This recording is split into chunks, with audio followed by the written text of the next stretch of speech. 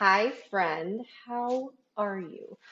I want to talk a little bit today about if you are feeling anxious and or exhausted, you might be thinking you need to take an entire week off and take a full stop from your life and all of your stress triggers in order to feel better. And while that might sound lovely, it might not be realistic for you. You might not be in a position to do that. And what happens when we believe this is the only way we can feel better is that we deprive ourselves of relief in the present moment, obviously. So I want to tell you about my week and the giant exhale that this entire week has felt like. I did actually remove myself from my hometown. My man is shooting a movie up in NorCal. So we packed up from LA and came into the clouds where it is not 100 degrees currently.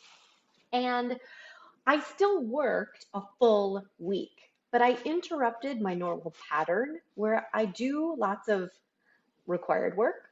We do sessions and I do emails and I do weekly coaching on Facebook. If you haven't joined my group yet, what is happening? Because it's free and it's amazing. So go do that. But then when I finish my required work, I think about, okay, what optional work am I going to do? What am I going to study? What extra work am I going to do? How am I going to keep working through the night, all of the hours? And I didn't do that this week. This week, I did a normal amount of work. I did actually quite a lot of work this week, but I also did more play. I baked. I baked so many things, you guys. I baked pumpkin bread. I baked vanilla cinnamon cookies. I baked Gruyere bacon biscuits. I feel like there's a cobbler in my future. It's amazing. And we played in the redwoods. We went on a 12-mile hike, literally at getting off the grid on a day off. Never heard the word majestic used so many times in a single day, but that was my man's word of the day on that hike, and it was pretty appropriate. My point is, at the end of the week, I am finding my nervous system severely calmed down, which is interesting because I did just work a full week. So I want to offer this to anyone who is feeling the anxiety or the exhaustion or a little bit of both, who cannot take a week off, who might not even be able to get out of town. I want to invite you to interrupt your own pattern. I want to invite you to question, what's my version of an exhale? Is it spending more time outside? Is it spending more time in the kitchen, like me apparently? Is it spending more time like painting, drawing, or playing with my dog, or reading a book, reading a magazine? What is it? What's your exhale?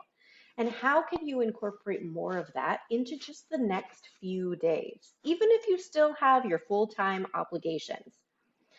Because we can get stuck in this all or nothing thinking where we do really believe that peace and stress relief are not available to us until we can come into that full stop.